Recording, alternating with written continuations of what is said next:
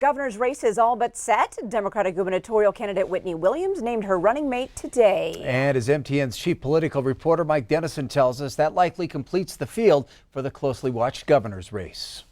Williams, who is one of two Democrats in the race, tapped Culbertson farmer Buzz Matlin as her running mate for lieutenant governor, saying he'll be a strong advocate for agriculture and rural Montana. All across eastern Montana, families are struggling to afford the cost of prescription drugs, which are frankly immoral, and our rural schools are under constant threat of closure and consolidation.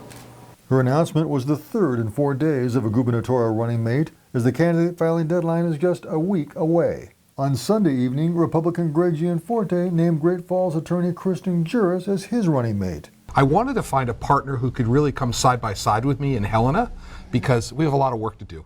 You know, our number one priority is bringing more good-paying jobs to Montana, peeling back these regulations that get in the way of small business. And on Friday, Democrat Mike Cooney chose House Minority Leader Casey Schreiner of Great Falls as his partner on the ballot. Schreiner gave folks a preview of how they'll go after Gianforte in the general election, if the two tickets end up as their party's respective nominees. The people in this room and people all across the state know what will happen if Greg Gianforte and all the extremist Republican legislators he can buy control the governor's office. They will steal health care from Montanans. They will dismantle our public education system. They will privatize our public lands, and frankly, they'll bust our budget. Primary voters will choose the Republican and Democratic nominee 3 months from Tuesday on June 2nd.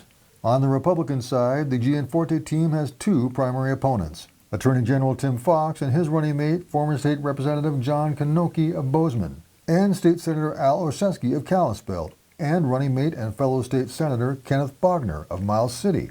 There's also a Libertarian team running for governor, Kalispell businessman Lyman Bishop and his running mate John Nesper. The governor's chair is open because incumbent Governor Steve Bullock is barred by term limits from running again. Governor also is the only state office where the lead candidate must file with a running mate partner for lieutenant governor. Now the campaign sprint begins in what's probably the top election race in Montana this year. In our coverage, we'll be telling you more about these candidates, their plans, and where they stand on the big issues. At the Capitol, Mike Dennison, MTN News. Now, candidates for all state and local offices have until next Monday to file.